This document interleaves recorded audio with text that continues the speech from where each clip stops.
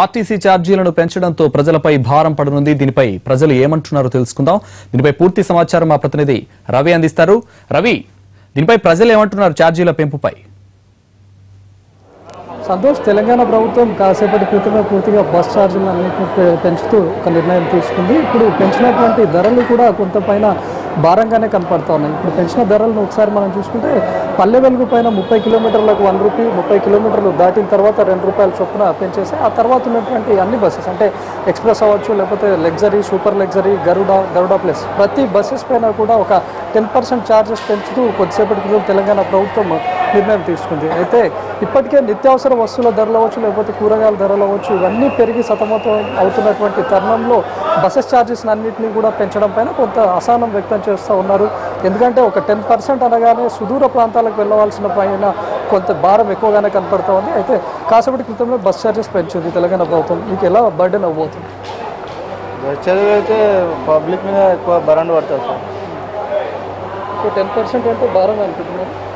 భారమే కదా, పబ్లిక్ మీద భారం పడినట్టే కదా 10% అంటే ఎలా చేస్తే బాగుంటుంది? మిడిల్ క్లాస్కు చాలా ప్రాబ్లం అయిపోతుంది. రెగ్యులర్గా బస్సులో వెళ్ళే వాళ్ళకి చాలా ప్రాబ్లం అయిపోతుంది. టికెట్ డైలీ కూలీ పని చేసుకునే వాళ్ళు కూడా ప్రాబ్లం అవుతుంది. రెగ్యులర్గా మీరు వెళ్తుంటారా లేకపోతే? రెగ్యులర్గా బస్సులో వెళ్తాం, ఎంతోమంది వెళ్తారు కదా. బస్సు మీద చాలా మంది డిఫరెంట్ ఉన్నారు కదా, చాలా మంది పబ్లిక్ ప్రాబ్లం అవుతుంది. ఇప్పుడు ప్రభుత్వం ఛార్జీలు పెంచుతుంది, అది భారం అవుతుంది అంటారా? చాలా భారం అవుతుంది సార్. ఈ మధ్యలో క్లైమేట్ కూడా లేదు, ఈ మధ్యలో వర్షం వస్తుంది, వ్యవసాయదారులకు లేదు, ఉద్యోగస్తులకు పెంచినటువంటి ఏవి కూడా ఇతరత్ర ప్రతి నిత్యావసర వస్తువులు పెరుగుతున్నాయి కదా. ట్రాన్స్పోర్ట్ పెరిగితే మళ్ళీ నిత్యావసర వస్తువుల ధరలు మళ్ళీ పెరుగుతాయి. సామాన్య జీవుడు తినలేకపోతున్నాడు. ఇంకా ప్రయాణ ఛార్జీలు తగ్గిస్తేనే బాగుంటుంది. ఉన్న కాడుకున్నా పర్వాలేదు, కానీ ప్రయాణ ఛార్జీలు విపరీతంగా పెరిగిపోతుంటే నిత్యావసర వస్తువులు పెరగడం వల్ల సామాన్య జీవి బతకలేకపోతున్నాడు ఈ కాలంలో.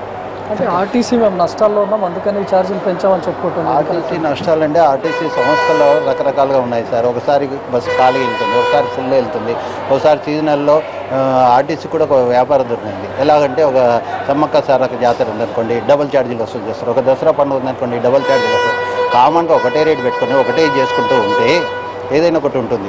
ఓసారి ఒక్కో రూట్ లోపల 20 నిమిషాలకు బస్సు పెట్టి ఖాళీగా వెళ్ళిపోతుంటారు. ఒక్కో రూట్లో ఫుల్ ప్యాక్ ఉన్న బస్సులు ఉండవు. కనుక అది ప్రక్షాళన. ఒక డిపో మేనేజర్ ఆదర్శం ఉన్నాడు.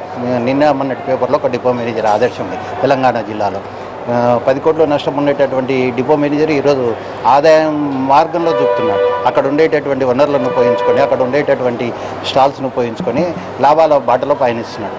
అలాంటి డిపో మేనేజర్లను ఆదర్శంగా తీసుకొని మిగతా వాళ్ళు ప్రగతి బాటలో పయనిస్తే ఛార్జీల భారం మనకు తక్కువ పడుతుంది ఏమనేటటువంటిది ఒక ఆలోచన. ఆర్టీసీ నష్టాల్లో ఉందని చెప్పేసి భారాన్ని అంతా కూడా ప్రజలపై తీయడం అంతా కరెక్ట్ కాదని చెప్తా ఉన్నారు. ఎందుకంటే ఇప్పుడు పెంచిన పరిస్థితులను చూసుకుంటే పూర్తి స్థాయిలో భారంగానే చెప్తా ఉన్నారు. ఎందుకంటే 10% ఛార్జీలు పెంచడం సుదూర ప్రాంతాలు వెళ్ళే వాళ్ళందరికీ కూడా అది దాదాపు 100 రూపాయలు పెరిగేంత భారం కూడా పడతా ఉంది. అయితే ఇప్పుడు ఉన్నటువంటి పరిస్థితుల్లో ఎప్పుడు వర్షాలు పడుతున్నాయో లేక సీజన్ కూడా లేకపోవడంతో కూరగాయల ధరలు అవ్వచ్చు, ఇవన్నీ పెరిగినటువంటి తరుణంలో ఇలాంటి ప్రాంతం అంటే సామాన్యుడికి ఎక్కువగా భారంగా ఉండేటటువంటి ఆర్టీసీ పైన ఇంత ఛార్జెస్ మూత పోయించడం కరెక్ట్ కాదని నుంచి సామాన్యులు అని చెప్తా ఉన్నారు. Right, thank you Ravi.